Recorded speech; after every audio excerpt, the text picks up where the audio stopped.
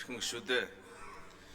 Монгол Улсын нэгдсэн төсвийн 2026 оны төсвийн хүрээний мэдэгдэл 2027-оос 2028 оны төсвийн төсөөллийн тухай хуулийн төслийг та бүхэнд танилцуулж байна. Манай эдийн засаг 2024 онд 4.9%-аар өсөж нэрлсэн дотоодын нийт бүтээгдэхүүн 80 их 80 төгрөгт нэг хүнд ноогдох дотоодын нийт бүтээгдэхүүн 6,898 Америк долларт хүрсэн. Монгол Улсын нэгдсэн төсвийн 2026 оны төсвийн хүрээний мэдэгдэл 2027-оос 2028 оны төсвийн төсөөлийн тухай хуулийн төсөлд эдийн засгийн өсөлтийг 2026 онд 6%, 2027-оос 2028 онд тус 6.5% байхаар тооцож тусглаа. Дунд хугацаанд зэсийн баяжмал, нүүрс төмрийн хөдөр алт зэрэг голлох бүтээгдэхүүнүүдийн үйлдвэрлэлийн өсөлтийн нөлөөгөөр уул уурхайн салбарын өсөлт тогтворчих бол хөдөө аж ахуй худалдаа үйлчилгээ боловсруулах болон барилгын салбарын өсөлтийн нөлөөгөөр уул уурхайн бүс салбарын өсөлтийг 6%-аас дээш байхаар тогтвортой хадгалагдахаар тооцож байна. Хуулийн төсөлд нэгдсэн төсвийн тэнцвэржүүлсэн орлого болон нийт зарлигын хэмжээг 2026-аас 2026 онд 33.5 их 80 төгрөг,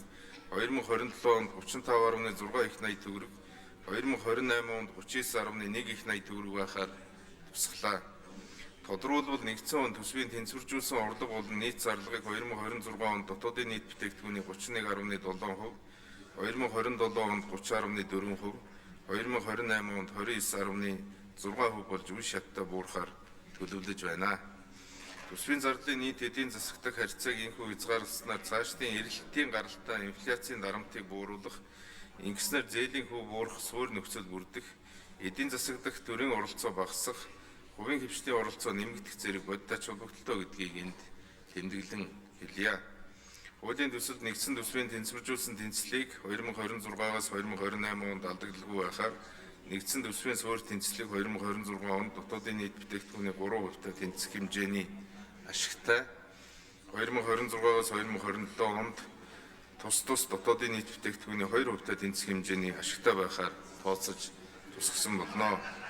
Монгол Улсын нэгдсэн төсвийн 2026 оны төсвийн хүрээний мэдэгдэл 2027-оос 2028 оны төсвийн төсөөлийн тухай хуулийн төсөл нь